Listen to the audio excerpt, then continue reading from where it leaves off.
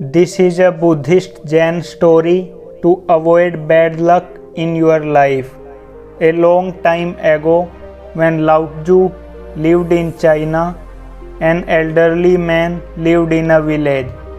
He was extremely poor, yet even kings were desirous of him because he possessed a stunning white horse.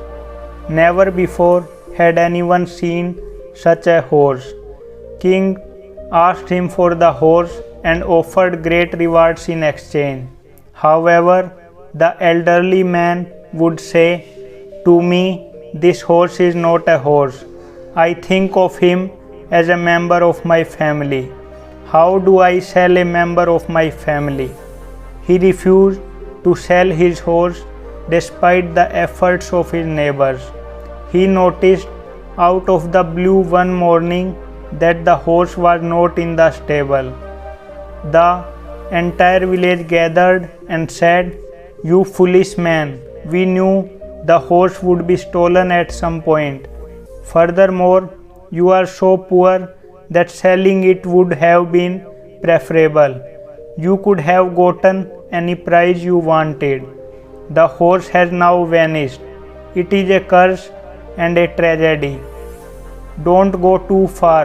Just say that the horse is not in the stable," the old man said.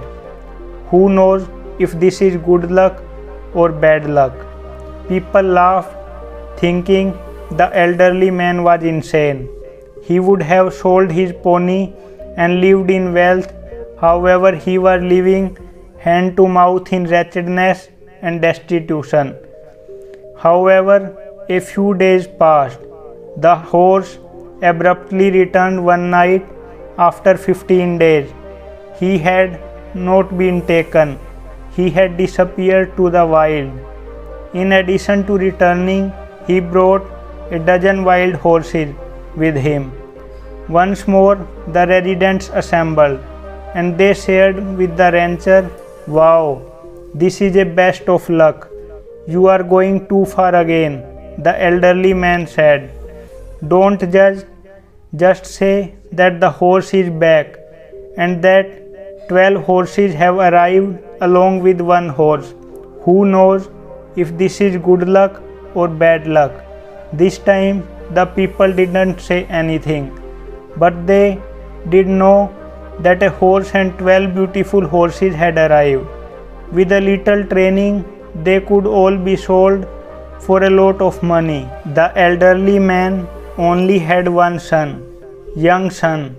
The young son began training the free-ranging horses.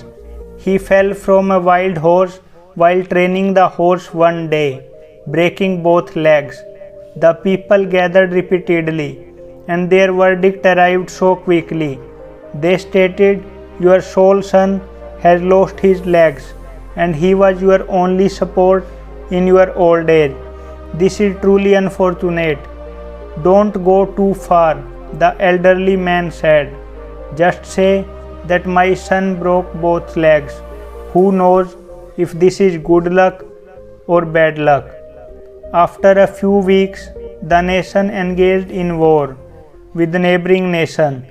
All of the town's young men were taken by force to join the military, but only the old man's son remained because he had broken his leg. Again, people gathered, and they were crying and weeping because young people had been taken from every house by force and could not return because their nation was fighting a losing battle against the powerful nation that had attacked. Their sons would not be coming back. They came to the elderly man and said, "You were correct. This proved to be a blessing." The entire town was crying and weeping. "Even if your son has a disability, he is still with you. Our sons, on the other hand, are no more." The elderly man remarked, "You people just keep judging. Your youngsters have been compelled to go into the military, and my child has not been constrained.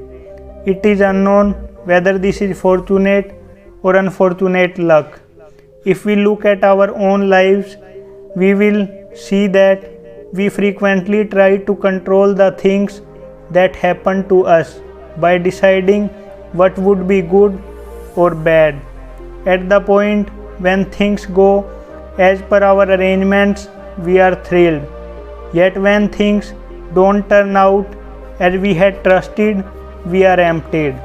We frequently evaluate an incident and determine whether it was positive or negative too quickly.